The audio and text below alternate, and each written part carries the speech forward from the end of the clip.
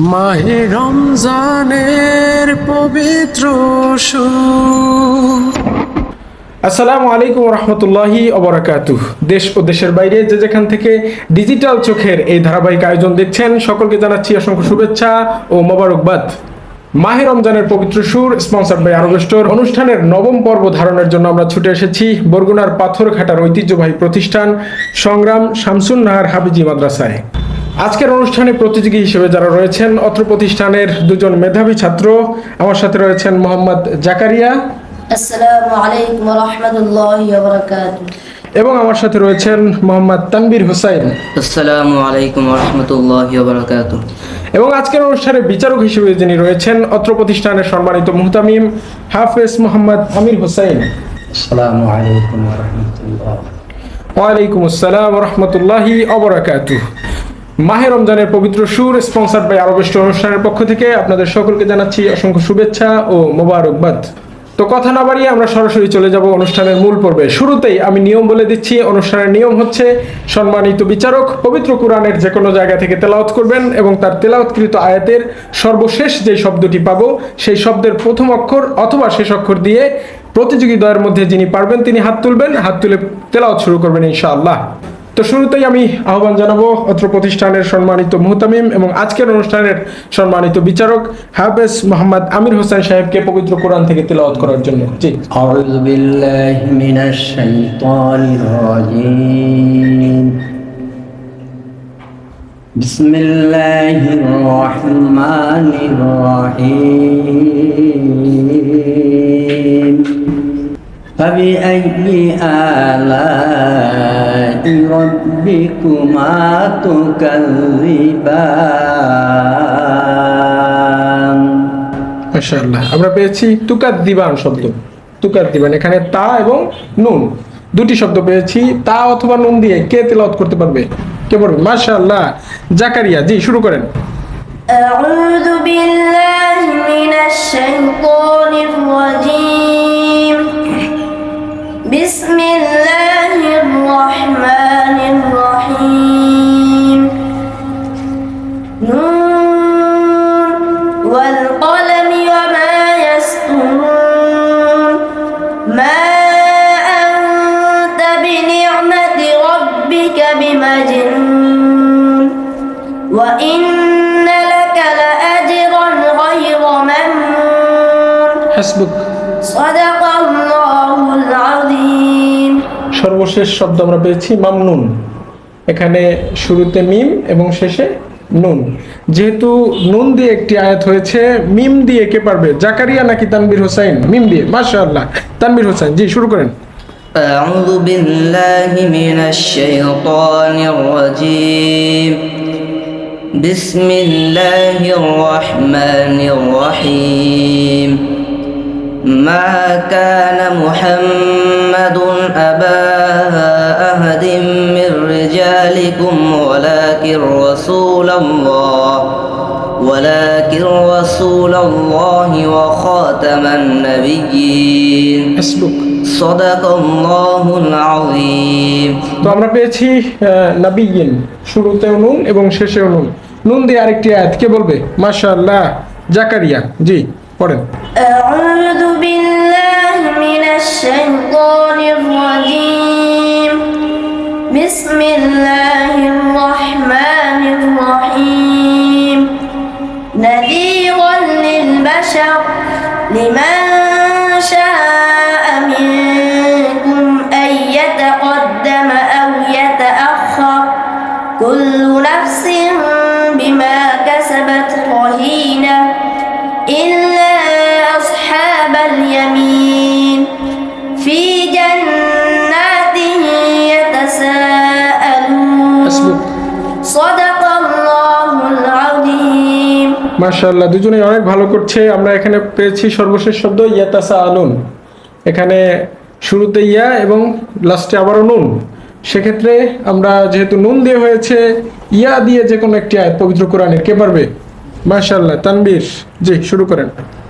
أعوذ بالله من الشيطان الرجيم بسم الله الرحمن الرحيم يا أيها الذين آمنوا استعينوا بالصبر والصلاة إن الله مع الصابرين হাসবুক। صدق الله العظيم মাশাআল্লাহ, আমরা এখানে কি পেয়েছি হুজুর? সব সাদ বা রা নুন। সদ এবং নুন। যেহেতু নুন দিয়ে হয়েছে, আমরা সদ দিয়ে একটি আয়াত কে বলবে? সদ দিয়ে দুজনের কারো মনে পড়ছে? সদ দিয়ে পবিত্র কোরআনের এমন কোন আয়াত আছে যেটি শুরু সদ দিয়ে? মাশাআল্লাহ, জাকারিয়া জি শুরু করেন। أعوذ بالله من الشيطان الرجيم بسم الله الرحمن الرحيم صاد والقرآن ذي الذكر بل الذين كفروا في عزة وشقاق كم أهلكنا من قبلهم من قرن فنادوا ولا تحين مناص হাসবুক। صدق الله العظيم মানাস, সর্বশেষ শব্দ পেয়েছি আমরা মানাস। এখানে মিম, মিম সদ, তাহলে মিম এবং সদ। আচ্ছা, এখানে মিম দিয়ে একটি আয়াত পবিত্র কোরআনের কে বলবে? জাকারিয়া নাকি তানবীর হোসেন? জি জাকারিয়া শুরু করেন। أعوذ بالله من الشيطان الرجيم بسم الله الرحمن الرحيم محمد رسول الله والذين معه أشداء على الكفار رحماء بينهم تراهم ركعا سجدا يبتغون فضلا من الله ورضوانا হাসবুক। صدق الله العظيم মাশাআল্লাহ, দুজনেই অনেক ভালো করেছে। মাহে রমজানের পবিত্র সুর স্পন্সর্ড বাই আরব স্টোর অনুষ্ঠানের ঠিক মাঝখানে অবস্থান করছি আমরা। ঠিক এই সময়টা এসে আমি চলে যাব অত্র প্রতিষ্ঠানের সম্মানিত মুহতামিম এবং আজকের অনুষ্ঠানের সম্মানিত বিচারক হাফেজ মোহাম্মদ আমির হোসেন সাহেবের কাছে। হুজুরের কাছে আমার প্রথম প্রশ্ন যে আসলে কত বছর বয়সে ছেলেদেরকে বা মেয়েদেরকে হাফিজি মাদ্রাসায় দেওয়ার উচিত? 8 অথবা 9.5 এই ভিতরে তাদের চাকরি দিতে হয়। প্রথম বয়সে বাচ্চারা যখন লেখাপড়ার একটু মনোযোগী হওয়ার সময়টা তাদের আসে যায়, একেবারে বাচ্চা হইলে তো তারা বুঝবে না, তখন প্রথমেই এটা করাতে হয়। 8 অথবা 9 বছর বয়সে দেওয়াটা সবচেয়ে উপযুক্ত বয়স। এটা শুরু আচ্ছা, আর একটা বিষয় আপনার কাছে জানার ছিল, সেটি হচ্ছে মাদ্রাসা থেকে বিশেষ করে হাফিজি মাদ্রাসা থেকে ছেলেরা কেন পলায়ন করে? এটার আসলে মূল কারণ হিসেবে আপনি কি দেখছেন? এটা সব ছেলেরা করে না কি, এটা ভিতরে প্রথম যখন হেফজ শুরু করে তখন এটা একটা কঠিন লাগে সবার কাছে। যেমন হুজুর সাল্লাল্লাহু আলাইহি ওয়াসাল্লাম প্রথম কিন্তু কোরআন শরীফ পড়তে পারেন না, এই জন্য এটা খুব কঠিন লাগে। তো ওই সময় অনেকের ধৈর্য তাদের একটু কম, তারা একটু অধৈর্য হয়ে এরকম সরিয়ে যায়। আমি আপনার কাছে আপনার সাথে একটু শেয়ার করি। কঠিন হওয়ার কারণ হচ্ছে এটা কিন্তু পৃথিবীর সর্বশ্রেষ্ঠ গ্রন্থ, যার ফলে একটু কঠিন হওয়াটাই স্বাভাবিক। এটার প্রতিকার হিসেবে আমরা আসলে কি করতে পারি? এদেরকে যে প্রতিষ্ঠানে লেখাপড়া করে তারাই তো তখন অভিভাবক হিসেবে থাকে, তাদের আদর স্নেহের ভিতরে কি এটা গড়ে উঠতে পারে এবং তাদের কড়া মেজাজ বা তাদের সেরকম একটা আদর স্নেহ যদি না দেখায়, তাহলে এরা তো ছোটকালে মা বাবার কাছে যেরকম পাইছে এরকম না পাইলে অনেক অধৈর্য। আচ্ছা, আর একটা বিষয় যে আসলে পড়া আদায়ের জন্য স্নেহ ভালোবাসা নাকি বেত্রাঘাত? না, এদেরকে পড়া পাওয়ার জন্য এদেরকে উৎসাহ দিতে হবে, আগাতে হয় না। তাই না? এদের উৎসাহ করতে হবে পড়ার জন্য। এ পড়ায় তাদের ভবিষ্যৎ কি হবে, যারা পড়ছে তাদের কি হয়েছে ভবিষ্যতে, তোমরাও যদি লেখাপড়াকে হাফেজ দিতে পারো, এর দুনিয়া আখেরাত পরকালের সব ভালো দিকটা এদেরকে বুঝাইতে হবে। কোরআনের যে উপকারটা বা কোরআনের ভবিষ্যৎটা তাদের মাথায় ঢুকিয়ে দিতে হবে যে কোনো ভাবে, যে এটার উপকার কি বা এটা দিয়ে তোমাদের আসলে ভবিষ্যৎ কি হবে, এই কনসেপ্টটা ওদের মাথায় দিতে পারলে অবশ্যই তারা সামনের দিকে এগিয়ে যাবে এগিয়ে যাবে। ইনশাআল্লাহ ইনশাআল্লাহ।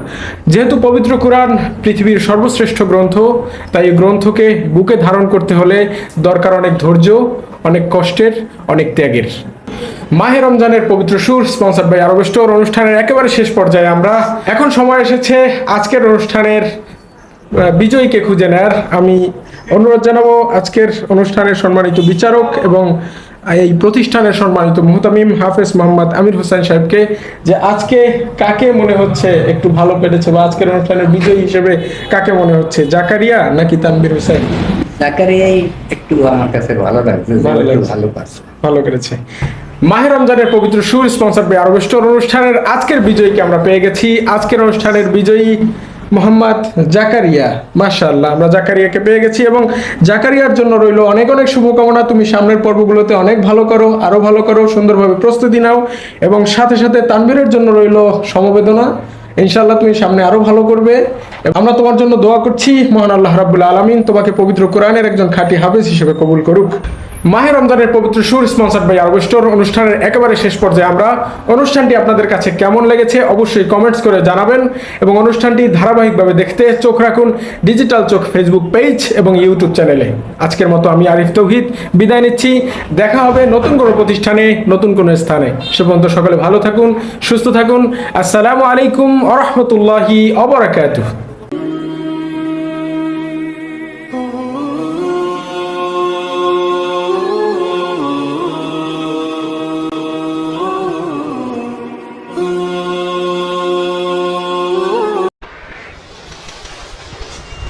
মাহে রমজানের পবিত্র সুর